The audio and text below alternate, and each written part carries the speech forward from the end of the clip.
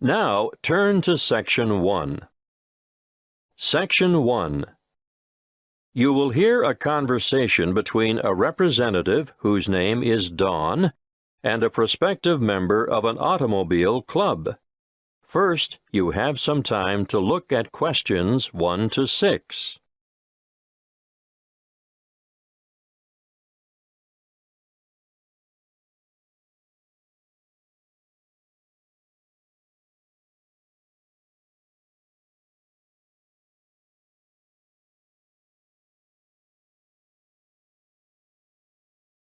You will see that there is an example that has been done for you. On this occasion, only the conversation relating to this will be played first. Good morning. My name is Dawn Buffett. How can I help you? Good morning, Dawn. I'd like to join the club. Wonderful. Now, have you ever been a member before? Yes, I joined after I left college, and I was a member for 7 years before I let my membership lapse when I went abroad. Gavin was a member for 7 years, so 7 has to be written in the space. Now we shall begin. You should answer the questions as you listen, because you will not hear the recording a second time. Listen carefully and answer questions 1 to 6. Good morning. My name is Dawn Buffett. How can I help you? Good morning, Dawn. I'd like to join the club. Wonderful. Now, have you ever been a member before? Yes, I joined after I left college, and I was a member for 7 years before I let my membership lapse when I went abroad. Do you have your old membership card? No, sorry. I threw it out when I moved. Have you got any other form of identification on you? I've got my driver's license, and my passport, and a couple of bank cards. The license will be perfect. Here you are. Thank you. Oh, the photo is not a very good likeness, is it? No, I've shaved off the beard and cut my hair since that was taken. I'm going to have to make a note of some of these details, and I'd like you to correct me if any of them have changed. Obviously, the number here will be the same. AY916310. Look, you've copied it down wrongly. It's AY196310. Thank you. I'm glad you picked that up. Now, family name? Black, and other names? Gavin Raymond? Yes. And you were born on the 22nd of January, 1973. That's correct. Can I just remind you that you'll need to renew your license by the 19th of May, 2012? You wouldn't believe the number of people who get caught out with an expired license. Thank you. I must admit, although I carry it around in my wallet, I wasn't really aware of that. Not many people are. I've been caught out myself. Now, I can see that you're one of those who has opted out of having an address printed on the card, and I can understand that. Personally, I think it's better security not to have it, in case your wallet gets stolen, for example. I agree. Can you give me your current address for our records? Yes, of course. I live at 29 Sunset Street, Meadowbank. Thanks. Actually, my uncle lives in the same street. It's a very nice area, isn't it? Yes, pretty good. Now, you've got 3 classes of license: motor car, motorbike, and heavy vehicle. Do you want to be covered for all 3? Oh, not anymore. I had a motorbike when I was a student, and then, before I went abroad, I worked as a truck driver for a while. But I never want to do that again. These days, you'll only find me behind the wheel of a car. Well, that's all done. Now for one final question. What's that? I need to ask you whether you've ever had any driving or other convictions or endorsements on your license. Well, I've had a few parking tickets. We don't count those. And I haven't had any endorsements, but I do have a dangerous driving conviction from back in 1993. I was young and inexperienced, and going too fast in wet weather, and I slid off the road and hit a power pole. Well, I have to make a note of that, but you're lucky, Because it's over 15 years ago, it won't be held against you. Before you hear the rest of the conversation, you have some time to look at questions 7 to 10.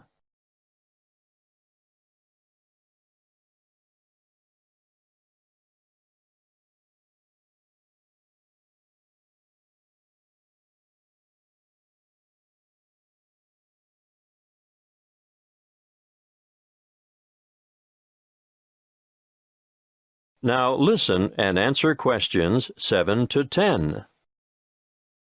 We've changed quite a lot here at the Royal Car Club since you were last a member. Oh? We now have 4 different levels of membership, starting at blue, then moving through bronze to gold. What does that mean exactly? Well, you get a different level of service and different benefits depending on what you choose. Of course, that is reflected in the annual fee. The more benefits, the higher the fee. I see. The standard club care comes with a 5% discount at bronze level and a 7.5% discount at silver level. And gold? If you own more than one car, I'd recommend the gold level because you only pay half the fee on your first vehicle. I'm not sure I need that.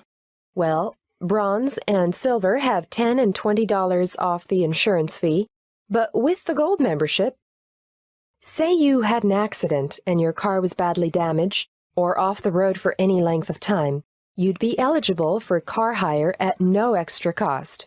That's good. There's one more thing. If you need to borrow money to purchase a new car, we offer personal loans at a reduction off the general applicable rate. These start at 0.25%, go up to 0.5% at bronze level, and increase to 0.75% at the next level.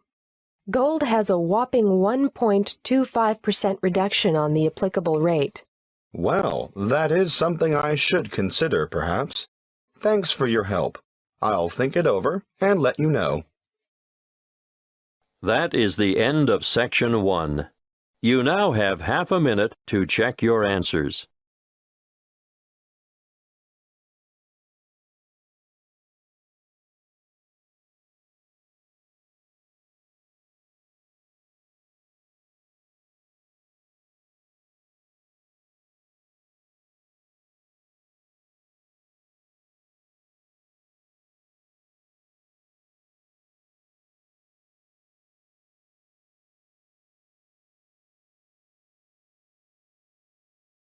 Now turn to Section 2.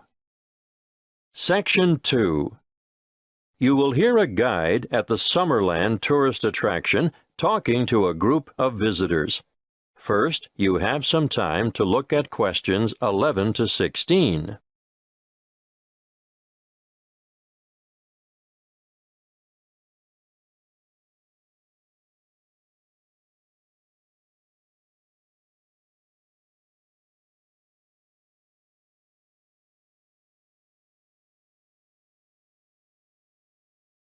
Listen carefully and answer questions 11 to 16. Welcome to Summerland. I'm your guide, Jackie, and I'm going to tell you a little bit about what we do and have here before I take you on a tour of the facilities. In our air-conditioned restaurant, we can cater for anyone from the individual diner to families and tour groups, but we also do functions such as weddings, conferences, birthday parties, and so on. We have a delicious modern menu on offer in the restaurant, or perhaps you'd prefer to sit outside in the courtyard overlooking the lush tropical gardens. And for those booking a function, we devise an interesting set menu according to the type of celebration and the client's budget. If formal dining isn't what you're after, we operate a takeaway food bar, which has a range of light snacks and refreshments, just the thing if you're supervising children in the playground. The playground and picnic area makes a great alternative to the beach. If you've remembered to bring your bathing suit and a towel, you can cool off in the water spray park. Parents can sit back, relax, and enjoy a coffee, while the kids have fun in our fully fenced, shady playground and picnic area. What a way to make the most of the warmth and sunshine we have here in abundance. The older children will love to visit the historic cottage with their parents. This was the original homestead on the property and is now preserved as a museum with an educational DVD and cinema room. You'll find the information centre here also, and you'll be able to pick up some glossy brochures to take home with you and show your friends. Don't worry, we have more than enough leaflets for you to take home. Visit the gift shop and you'll find an enormous variety of local products, fine foods and handicrafts on sale. Some say that this is the best displayed and priced shop in the region. There is more to be admired and purchased in the garden nursery, which has an extensive range of flower pots, indoor and outdoor plants, statues, and all kinds of other garden accessories to adorn any home or garden. While we're on the topic of gifts and such, I must mention the woodcrafting shed and urge you to take a look at the amazing products that the woodcrafting team produces there. You'll be able to watch them at work and buy anything they've made. The toys they produce are not only original, but some of the finest craftwork you'll ever see. Take your little ones by the hand and keep an eye on them, because they'll want to play with these, but they can't be played with unless they're paid for. Last but not least are the orchards. The Summerland tourist attraction is actually a working farm with over 40 hectares of macadamia and avocado trees.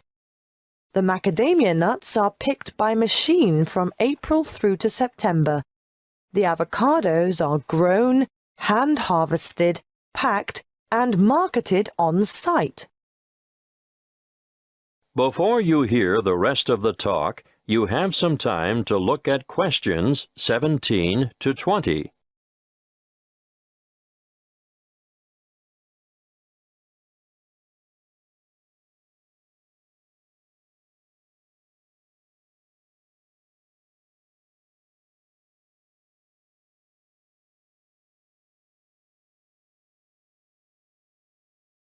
Now listen and answer questions 17 to 20. Now, are you all set for the tour? We'll leave the car park and walk in an easterly direction towards the administration building with the parking spaces outside. We won't go into the admin building because there's nothing much to see there. Instead, we'll walk in a northeasterly direction towards the museum. But before we get to it, we're going to turn right, walk past it, and go into that enormous building to watch how the avocados are graded and packed. Well, what did you think of that? Those packers have to work very fast, as you can see. Now, as we come out of this building, we'll go to our left and around the back towards the cool room. Of course, this is where all the fruit is stored after packing.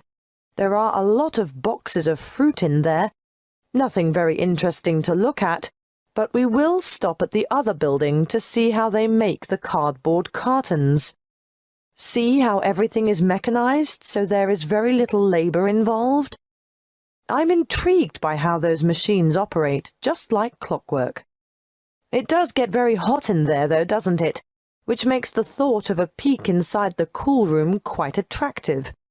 But no, we'll skip that and make towards the building in the far northeastern corner of the facility, where they take the husks off the macadamia nuts. It's quite noisy, but absolutely fascinating. Now we'll take a shortcut heading west through the orchard to the woodcrafter's workroom and shop, and I'll give you a few minutes to browse. Take note of where this is because I'm sure you'll want to come back here later this afternoon in your free time. Is everyone still with us?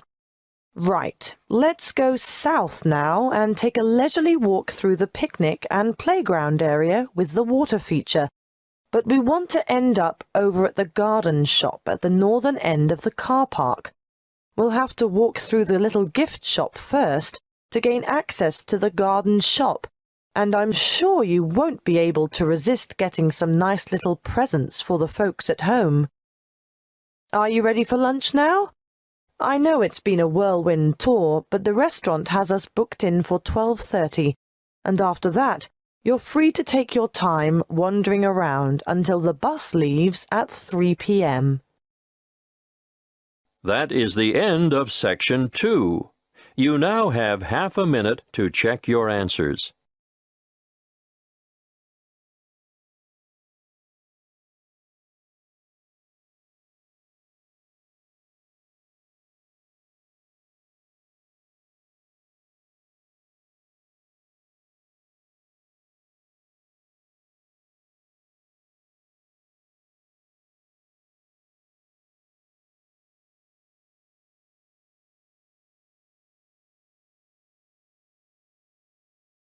Now turn to Section 3. Section 3. You will hear a conversation between a lecturer and two horticulture students who are preparing a display for a science fair. First, you have some time to look at questions 21 to 25.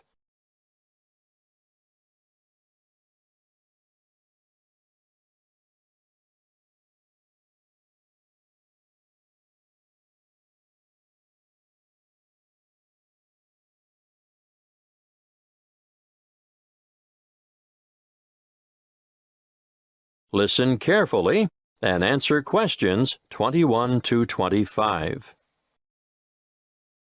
Good morning, Annie. Tony, how are you? Fine, thanks. Well, tell me what you have here. We thought we'd look at different methods of hydroculture. Uh-huh. In the true hydroponics method, the roots are bathed with water and nutrient solution, while support for the plant must be provided above the container. And alternatively? Alternatively, the plants can grow with their roots in a substratum, such as sand, vermiculite, or LECA granules. LECA stands for Lightweight Expanded Clay Aggregate, and vermiculite is…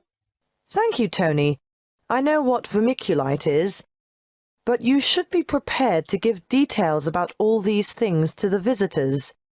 Can you explain what the advantage of LECA is over traditional soil? It's a natural product, manufactured from clay. It's colorful, lightweight, and perfect for allergy sufferers. That's right. Now tell me why. Because it's clean and hygienic, bacteria and soil diseases don't get a chance. Well, you could say that on this chart here, ideal for household plants.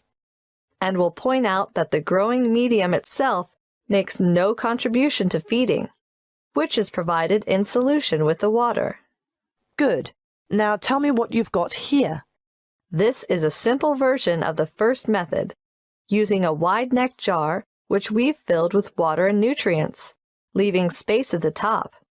As the roots need to be in darkness, we'll cover the sides of the glass with brown paper later. How did you get the plant through the cork? We made a hole through the center and cut the cork in half so we could fit it around the plant stem, and we padded the hole with cotton wool. Well, that's a good demonstration of the principle involved and ideal for a houseplant, but many people will want to see a wider application. What about more plants? We haven't quite finished the preparation yet, but over here you can see a bigger container.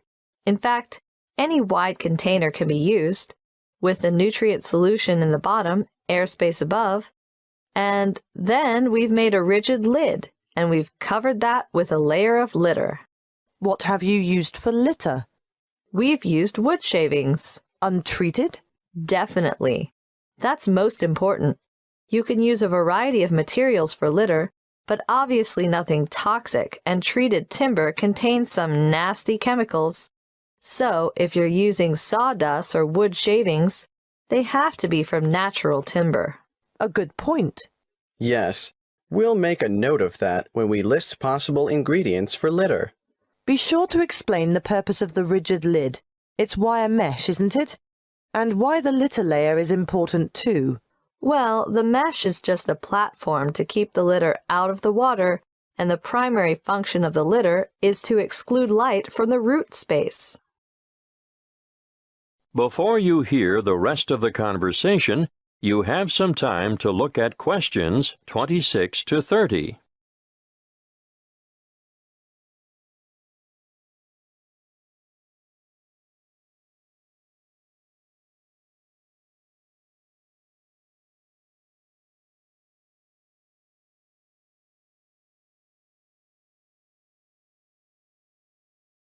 Now listen and answer questions 26 to 30. What you have so far is ideal for the home or office, but what about commercial applications? Well, we're going to demonstrate the nutrient film technique, which is popular with some commercial growers, particularly for the cultivation of crops such as runner beans and tomatoes. Producers would really like to see some innovation in the cultivation of potatoes and yams too, but obviously, this technique is only suitable for those crops which grow above ground. What about peas? Well, we found peas were awfully tricky to grow using this method, although we're still unsure as to the reason. Where's the exhibit? I don't see it anywhere. Well, that's because we haven't finished it yet, because we're going to have to procure some mature plants first. We didn't think far enough ahead to have started them off earlier, and when we do get them, we'll have to handle them carefully. Yes, because when our model is finished, you'll see how the plants are held in position by a plastic tube which almost encloses them completely and is quite loosely fastened around the stems. Yes. And the feeding or watering system? Well, it's a bit different. On a large scale like this, you need to have the food solution trickle down through the tubes. Yes, but the solution must also be rich in oxygen. And what? It just bathes the roots? That's one way of doing it. What's the other way?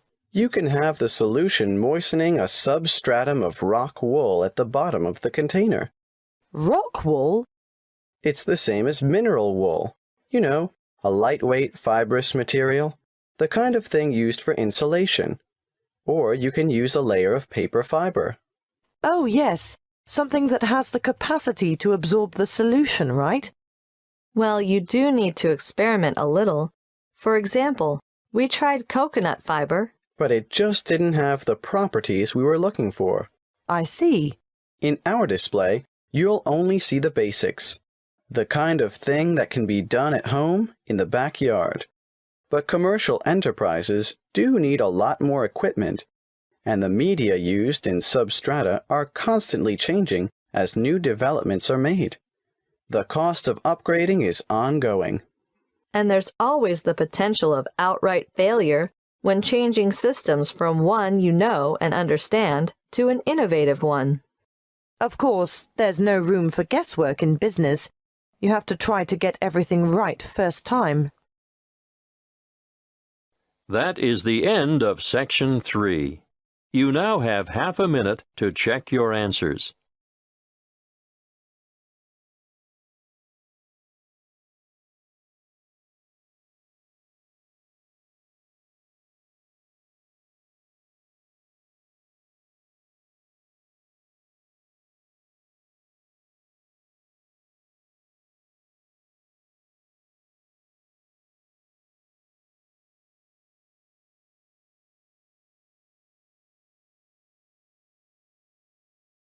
Now turn to Section 4. Section 4. You will hear a talk given by a guest lecturer in the Continuing Education Department. First, you have some time to look at questions 31 to 40.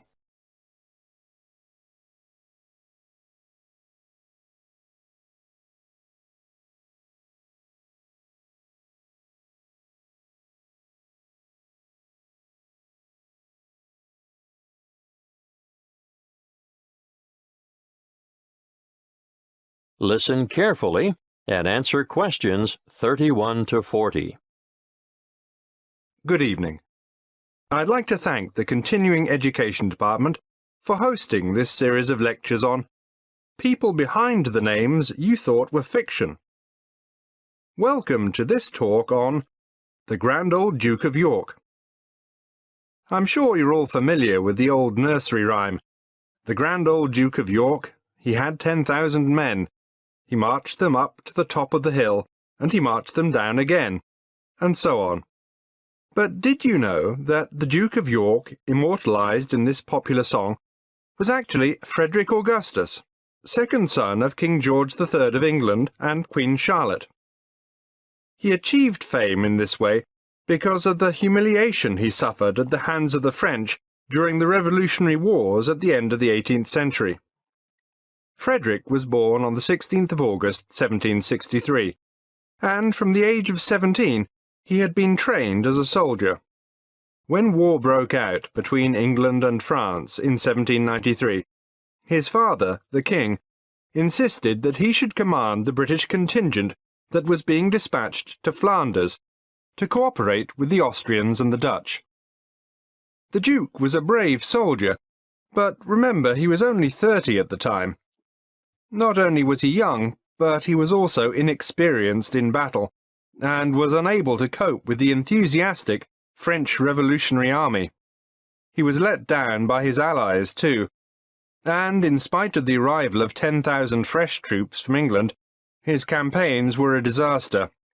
He was driven out of Dunkirk in September 1793, Flanders in May 1794, and Belgium in July 1794.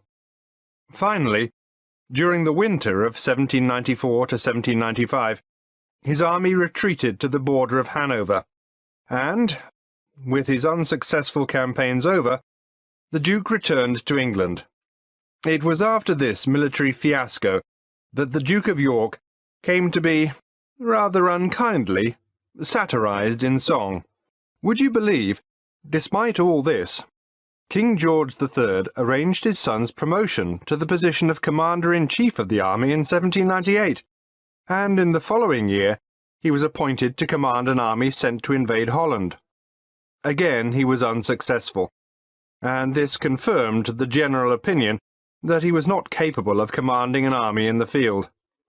Nevertheless, the rhyme is a bit cruel and harsh, because it doesn't take into account the nature of the soldiers who served with Frederick.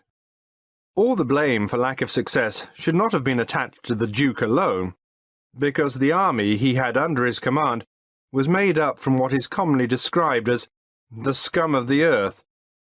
This is a somewhat offensive term, used to refer to a group of people regarded as despicable and worthless. Who were they, these ordinary soldiers? Well, they were mostly vicious, brutal ex-convicts, or raw recruits, and elderly men. The officers who commanded them were all untrained as military men. In fact, they were anybody who could afford to buy a commission. But here's the really great thing that, unfortunately, the Duke of York is not remembered for. He realized that this was a hopeless kind of army, and he set about improving conditions in order to recruit higher-quality soldiers. He introduced padres. Are you familiar with the term? No? Well, let me explain. You see, members of the British Armed Forces are generally Christians of one denomination or another, and a padre is a Christian cleric or chaplain who ministers to the soldiers and attends to their spiritual needs, without belonging to any particular grouping within the Christian faith. Now, where was I? Yes, Frederick introduced padres, doctors, and veterinary surgeons to the battlefield. Why vets? To attend to the horses, of course. Remember, we're talking about late 18th century battlefields. He was also the founder of the Royal Military College for the training of officers at Sandhurst. Yes, the very same one where the princes and other members of the royal family receive their military training today. Frederick also founded the Duke of York's School in London for sons of soldiers killed in battle. His name is perhaps better commemorated by this school in Chelsea than by the column that stands at the top of Waterloo Steps in St. James's Park. In 1807, the Duke was involved in a scandal with a woman, and as a result resigned as Commander-in-Chief. But he was reinstated in 1811 by his elder brother, the Prince Regent, who later became George IV of England. He continued in this post until his death in 1827. That is the end of Section 4.